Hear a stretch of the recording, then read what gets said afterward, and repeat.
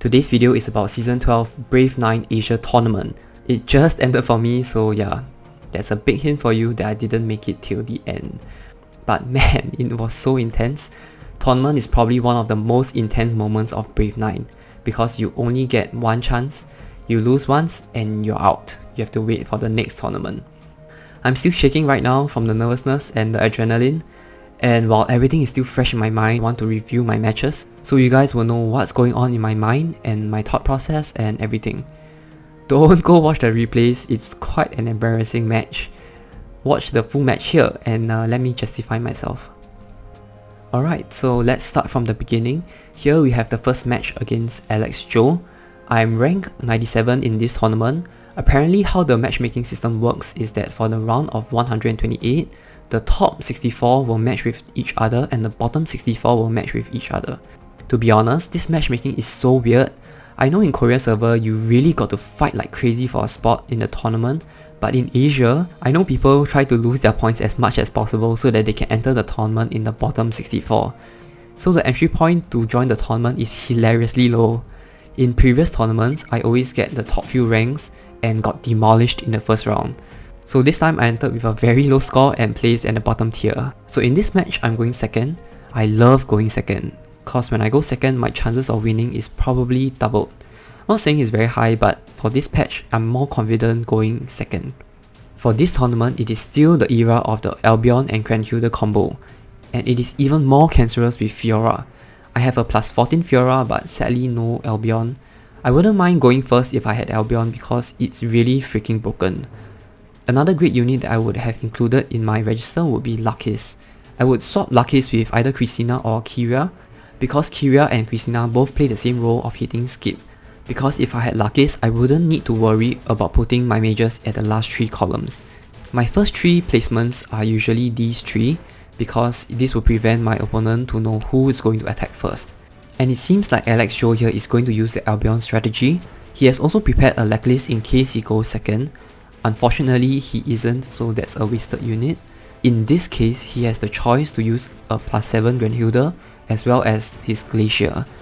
Thankfully, it's not a plus 15 Granhilda that will be really problematic. My way to counter Albion strategies is to use Yuri to attack the unit that Albion is buffing and kill Albion in the process. Not that that's the only solution, you can use Livia or Freesia, but currently I only have Yuri, so that's my only option. Therefore, one of the next units that will be deployed would have to be Yuri. It was the obvious choice. But here I thought for quite some time and finally chose to put Valze because there are some next level plays where you put an Albion but not actually put any units in his buffing range. Also, starting with Valze will force him to put one of his last 3 units at the last column. This will also prevent him from putting any units at the back to protect his mages at the top lane. I was 80% sure that I will not be able to one-shot whatever unit that Albion was going to buff, so I decided to put Eden to follow up. Gran was put in last to counter Natus just in case, so he quickly put his units down. He must have planned ahead. Angelica to kill Granhilda so that Natus becomes unthreatened, Granhilda to counter my Natus, and Glacier to block Valze maybe, or to freeze Eden. I can't really speculate what he was thinking, but while he was checking, maybe he realized Eden was too big of a threat, so he tried to put in Ludmilla. He needed to block Eden somehow, but Ludmilla was in Albion's buffing range. And then he put Lecklist at the end. I think he panicked? I'm not sure. It seems quite impossible that he can predict so far ahead for Lecklist turn order. Anyway, seeing this, the game is set. I just need to put Ludmilla somewhere to kill the exposed mages, and Yuri was there for good measure.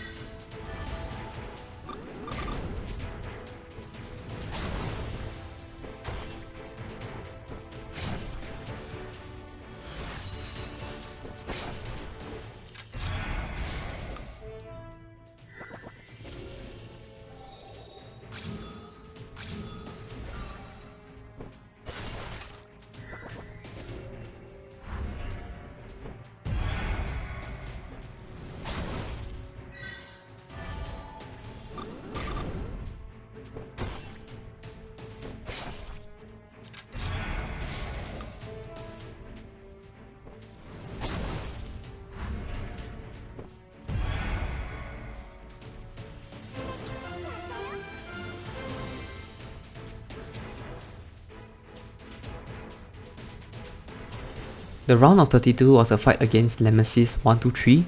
He is quite a tough opponent, rank 11 overall. Then, at the last minute, I think he DC'd or something. I was quite shocked when I won by default. I mean, he was already there, and he DC'd in the last 5 seconds. Oh, that's very unfortunate for him, but that was lucky for me.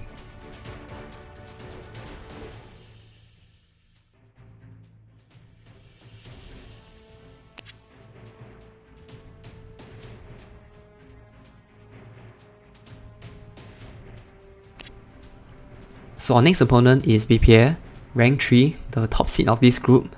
The opponent seems to be getting tougher. This guy is also a challenger player in normal arena, so definitely strong at PvP formations, and he has also got a large pool of strong mercenaries. And he goes first. This is freaking scary because he has the super OP combo, Albion, Fiora plus Grenhilda. And his Grenhilda is plus 15. Damn, my worst nightmare. Oh yeah, give me a thumbs up. Good luck and have fun to you too. The reason why it's broken when you start first is because you can definitely pull off the combo. The worst possible outcome from this is that the opponent goes Yuri and kills off your Albion. But that is fine because Fiora not only makes Grenhilda tankier, she can also reset Albion's buff. He starts off by putting his supports in the same row, which I found interesting. Maybe it's some sort of tactic, I'm not sure yet. So I went with Natus at the bottom row to threaten his supports, so he has to deal with it somehow. I don't really care whether Natus dies or not, to be honest. My main concern is the Albion buffed units. Another thumbs up, I don't know if that's a good or bad sign. He quickly sets up the next few units, I suppose it's his winning formula. But somehow I find it quite easy to counter. Putting Frisia at the back like that, it's an easy Ludmilla target. And Krishna as the first attacker is also an easy counter with 100% defense units. So my strategy was simple, Ludmilla to counter Frisia, Dalvi to counter Christina, Yuri to counter Albion, Glacier to counter Livia. I put Dalvi here because I didn't want to reveal where Eden will be placed. At this point he still hasn't solved the Natus problem. I was thinking he would put Cecilia, Eden and Grenhilda. And yes, true enough, here is the Eden to counter Natus. I was very surprised at this Cecilia's position. I suppose he wanted to protect his Albion. Anyway, this was his final answer, and placing Eden here, I'm pretty much covered. The last unit was a bonus. I was just checking if anything could go wrong if I was greedy with another Valze.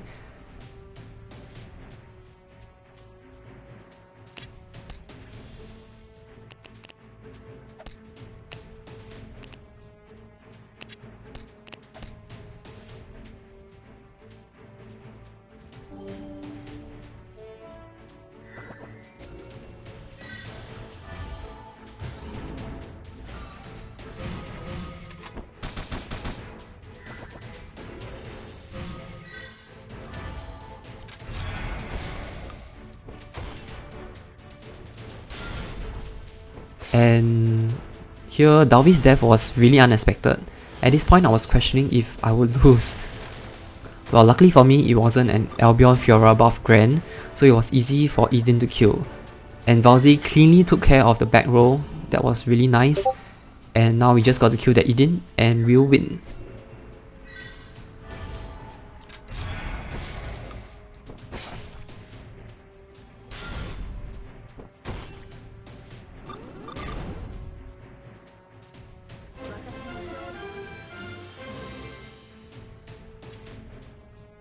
Alright, round of 16.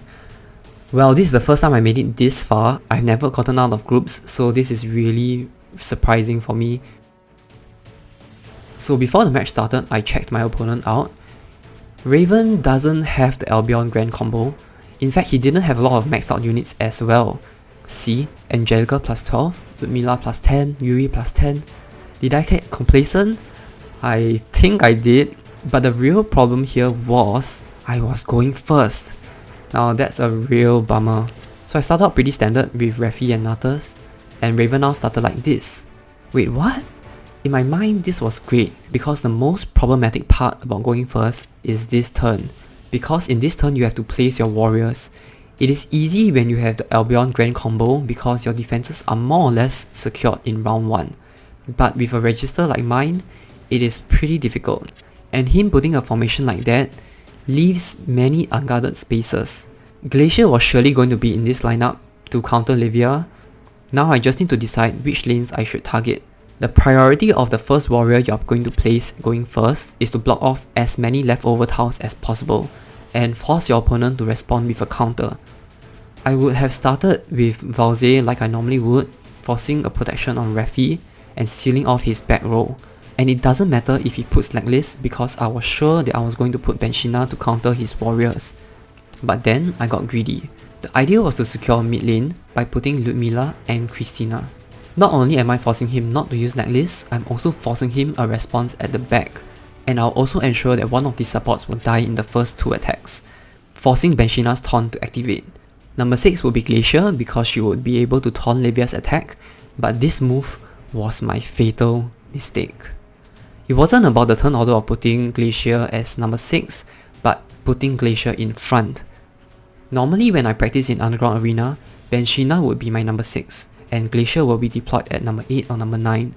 But here I was greedy. I wanted to keep Benshina and Eden as my final cards. Usually my chain of thoughts when I place Glacier is where do I place her so that she will take the least damage from Livia's attack. And in this case it was the front. But this was a bad mistake. It was quickly noticed by my opponent, who put every single Glacier killer at the top row. And yeah, Lucius at the back as predicted, but this was okay because I have Natus and Christina. But the alarming problem was Glacier. A turn 4 double buff Yuri. Even though she is plus 10, I just assumed that she would have enough firepower as a plus 15, and this is terrible. My Livia counter is gone. I wanted to put Benshina bot and Eden mid to counter a Grand, which I think he will put it at the front, but now I'm choked. I have to kill this Livia and stop the onslaught of the warriors at the top.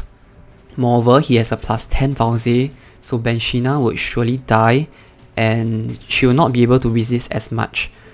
So I had to use Lucius to block the top row. So I just plopped him there because I have a more pressing issue to solve, which was how to kill Levia. I now had to shift Eden bottom to kill Levia. Plus 15 Grand, plus 14 Benshina. Yeah, Eden could deal with any defenders if he tries to put anyone to defend. If he placed anyone to block, the second warrior that I will be placing would be able to finish Levia off. So Kyria or Yuri? I was thinking Yuri will be able to kill off Refi as well, but the mid lane is already secured by Natus, so Refi will eventually die. But what if he puts a Benshina? Yeah, he might put a Benshina somewhere, so I need a Benshina killer. And after Kyria kills Levia, she can move on to kill Eden as well.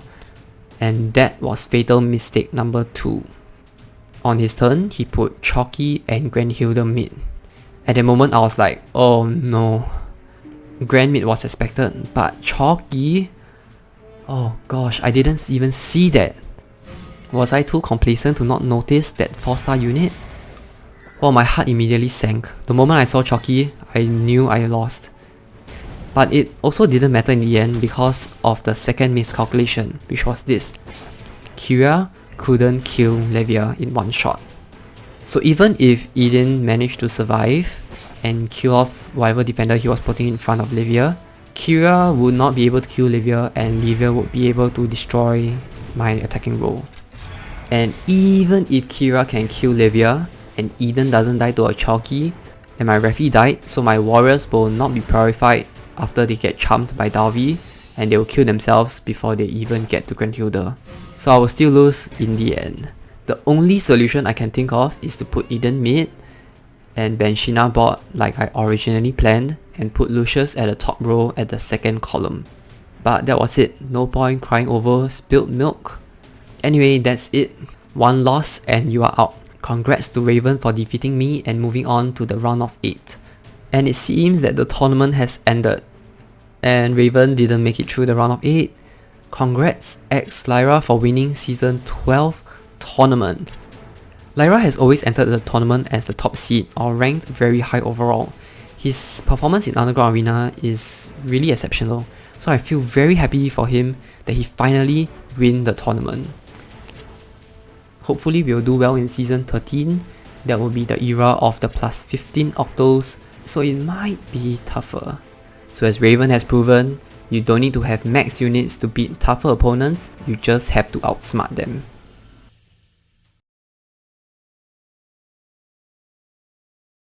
Oh, and here's a short behind the scenes story. So on the second last day of tournament selection, I wanted to clear the 500 underground arena participation to get the last 10 achievement points to reach 12,000 points. And I was almost 200 battles away from the achievement. Since I couldn't participate in underground arena during cheering week, I had to speed things up. So I just blew myself and all my points away, because that was really the fastest way. Turn 1 wiggle and 8 supports. I started off as rank 8 and by the end of one session, I was all the way down to 1400 points. And the lowest I got was 1200 points. It was really scary, but in the next day, I managed to qualify by climbing up to 2120 points in one day. If this tournament didn't work out well, this video would be about climbing from 1200 points to 2100 points. Hey, look who's here! Still emoting as always. He seems like a really fun guy, but yeah, he trashed me back then. It was also through this climb that I practiced a lot more than usual. Maybe that's why I could perform better this round. And during this climb was also the time where I got scarred by the Fioria, Albion and Grand combo. But that's a story for another time.